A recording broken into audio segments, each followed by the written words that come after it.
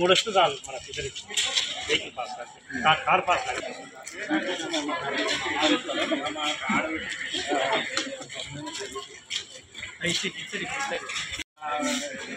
దానికి మన two wheeler మీరు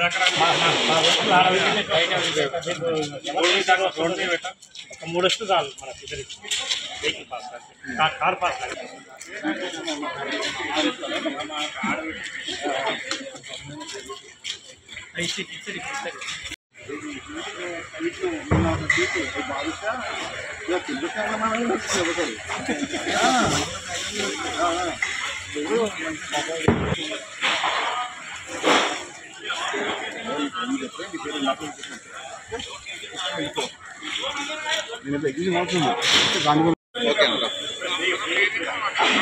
శ్రీకాంత్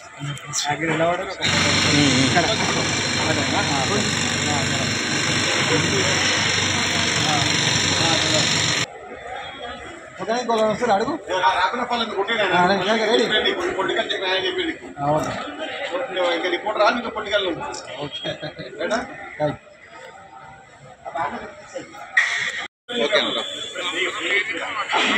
శ్రీకాంత్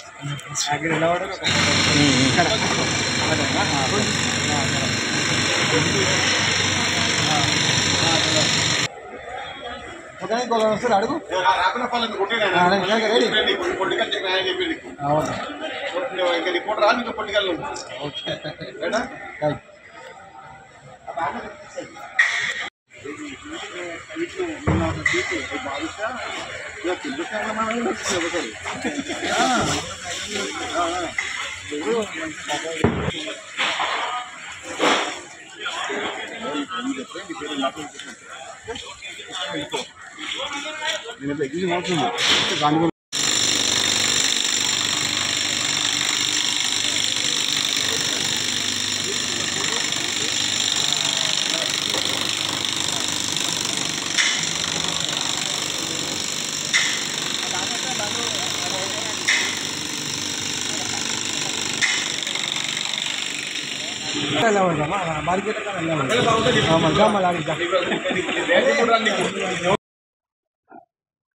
అందరికీ నమస్కారం.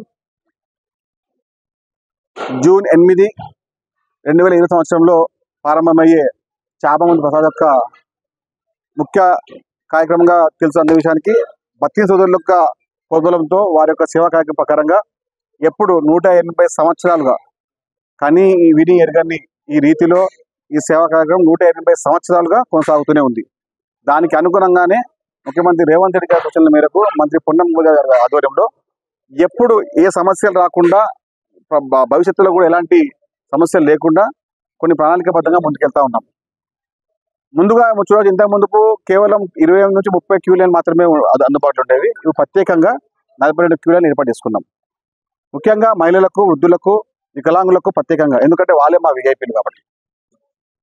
మహిళలు, వికలాంగులు, వృద్ధులు వాళ్ళే మా విఐపీలు కాబట్టి వారి కోసమే ఈ సాంప్రదాయబద్ధంగా ప్రణాళిక ఏర్పాటు చేసుకో ఉన్నాం.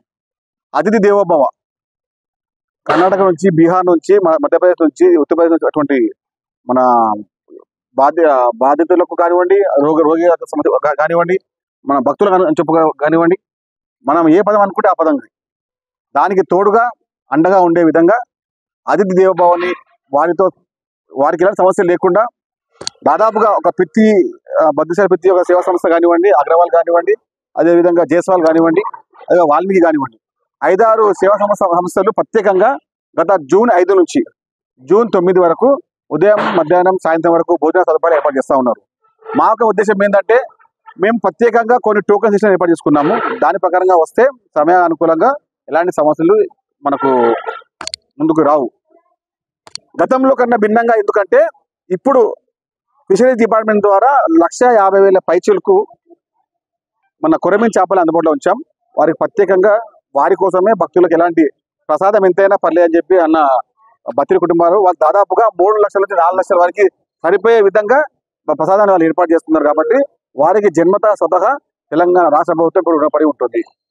ఎందుకంటే దేశవ్యాప్తంగా అంతర్జాతీయ వ్యాప్తంగా బత్తిని కుటుంబం చేసే సేవా కార్యక్రమం అటు భారతదేశాన్ని ఇటు తెలంగాణ రాష్ట్రాన్ని ప్రముఖంగా పెట్టే విధంగా ఈ సేవా కార్యక్రమం ఉంటుంది. కాబట్టి వారి కుటుంబానికి తెలంగాణ రాష్ట్ర ప్రభుత్వం తరఫున ముఖ్యమంత్రి రేవంత్ రెడ్డి గారి తరఫున ధన్యవాదాలు తెలియజేసుకుంటూ రేపు ఉదయం గౌరవ శాసనసభ స్పీకరు గడ్డం ప్రసాద్ గారి చేతుల మీదుగా మంత్రి పొన్నం ప్రభాకర్ గారు, శ్రీధర్ బాబు గారు, మహేష్ కుమార్ గౌడ్ గారు, హైదరాబాద్ నగర ఎంపీలు, ఎమ్మెల్యేలు, కార్పొరేషన్ చైర్మన్లు, మేయర్ కూడా అందరికీ ఆహ్వానం అందించాం. ప్రతి ఒక్కరు ఉదయం 9 గంటలకు ఈ ప్రారంభమైన ఈ కార్యక్రమాన్ని జూన్ 9 సాయంత్రం 5 గంటల వరకు ఈ కార్యక్రమం కొనసాగుతుంది.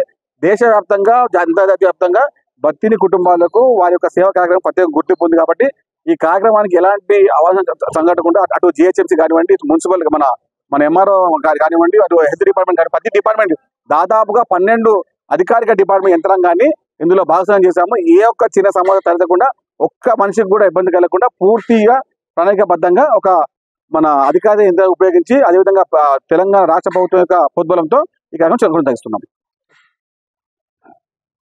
అందరికీ నమస్కారం.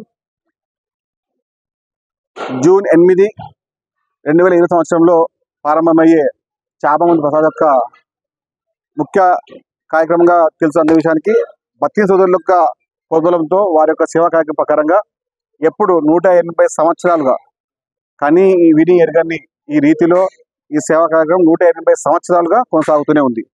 దానికి అనుగుణంగానే ముఖ్యమంత్రి రేవంత్ రెడ్డి గారి సూచనల మేరకు మంత్రి పొన్నం గారి ఆధ్వర్యంలో ఎప్పుడు ఏ సమస్యలు రాకుండా భవిష్యత్తులో కూడా ఎలాంటి సమస్యలు లేకుండా కొన్ని ప్రణాళికబద్ధంగా ముందుకెళ్తా ఉన్నాం.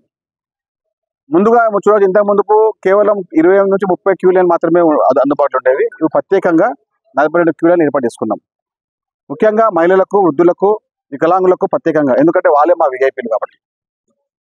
మహిళలు, వికలాంగులు, వృద్ధులు వాళ్ళే మా విఐపీలు కాబట్టి వారి కోసమే ఈ సాంప్రదాయబద్ధంగా ప్రణాళిక ఏర్పాటు చేస్తూ ఉన్నాం. అతిథి దేవోభవ కర్ణాటక నుంచి, బీహార్ నుంచి, మధ్యప్రదేశ్ నుంచి, ఉత్తరప్రదేశ్ నుంచి అటువంటి మన బాధితులకు కానివ్వండి, రోగి కానివ్వండి, మన భక్తులు కానివ్వండి, మనం ఏ పదం అనుకుంటే ఆ పదం దానికి తోడుగా అండగా ఉండే విధంగా అతిథి దేవోభవాన్ని వారికి ఎలాంటి సమస్యలు లేకుండా దాదాపుగా ఒక బద్దిశాల పిత్తి ఒక సేవా సంస్థ కానివ్వండి, అగ్రవాల్ కానివ్వండి, అదేవిధంగా జైస్వాల్ కానివ్వండి, అదే వాల్మీకి కానివ్వండి, 5-6 సేవా సంస్థలు ప్రత్యేకంగా గత జూన్ 5 నుంచి జూన్ 9 వరకు ఉదయం, మధ్యాహ్నం, సాయంత్రం వరకు భోజన సదుపాయాలు ఏర్పాటు చేస్తూ ఉన్నారు. మా యొక్క ఉద్దేశం ఏంటంటే మేము ప్రత్యేకంగా కొన్ని టోకెన్ సిస్టమ్ ఏర్పాటు చేసుకున్నాము. దాని ప్రకారంగా వస్తే సమయానుకూలంగా ఎలాంటి సమస్యలు మనకు ముందుకు రావు. గతంలో కన్నా భిన్నంగా, ఎందుకంటే ఇప్పుడు ఫిషరీస్ డిపార్ట్మెంట్ ద్వారా 1,50,000 పైచులకు మన కొరమీన్ చేపలు అందుబాటులో ఉంచాం. వారికి ప్రత్యేకంగా వారి కోసమే భక్తులకు ఎలాంటి ప్రసాదం ఎంతైనా పర్లేదు అని చెప్పి అన్న బత్తిని కుటుంబాలు వాళ్ళు దాదాపుగా 3 లక్షల నుంచి 4 లక్షల వరకు సరిపోయే విధంగా ప్రసాదాన్ని వాళ్ళు ఏర్పాటు చేస్తున్నారు. కాబట్టి వారికి జన్మత స్వతహా తెలంగాణ రాష్ట్ర ప్రభుత్వం ఇప్పుడు రుణపడి ఉంటుంది. ఎందుకంటే దేశవ్యాప్తంగా అంతర్జాతీయ వ్యాప్తంగా బత్తిని కుటుంబం చేసే సేవా కార్యక్రమం అటు భారతదేశాన్ని ఇటు తెలంగాణ రాష్ట్రాన్ని ప్రముఖంగా పెట్టే విధంగా ఈ సేవా కార్యక్రమం ఉంటుంది. కాబట్టి వారి కుటుంబానికి తెలంగాణ రాష్ట్ర ప్రభుత్వం తరఫున ముఖ్యమంత్రి రేవంత్ రెడ్డి గారి తరఫున ధన్యవాదాలు తెలియజేసుకుంటూ రేపు ఉదయం గౌరవ శాసనసభ స్పీకరు గడ్డం ప్రసాద్ గారి చేతుల మీదుగా మంత్రి పొన్నం ప్రభాకర్ గారు, శ్రీధర్ బాబు గారు, మహేష్ కుమార్ గౌడ్ గారు, హైదరాబాద్ నగర ఎంపీలు, ఎమ్మెల్యేలు, కార్పొరేషన్ చైర్మన్లు, మేయర్ కూడా అందరికీ ఆహ్వానం అందించాం. ప్రతి ఒక్కరు ఉదయం 9 గంటలకు ఈ ప్రారంభమైన ఈ కార్యక్రమాన్ని జూన్ 9 సాయంత్రం 5 గంటల వరకు ఈ కార్యక్రమం కొనసాగుతుంది.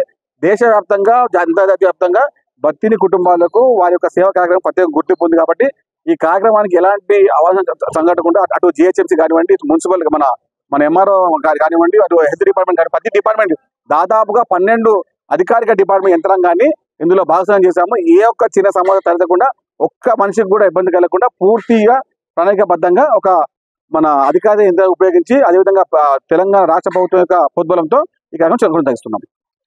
బత్తిని అమర్నాథ్ గౌడ్. నేను ఈసారి జూన్ 8న చేప ప్రసాదం ప్రారంభమవుతుంది.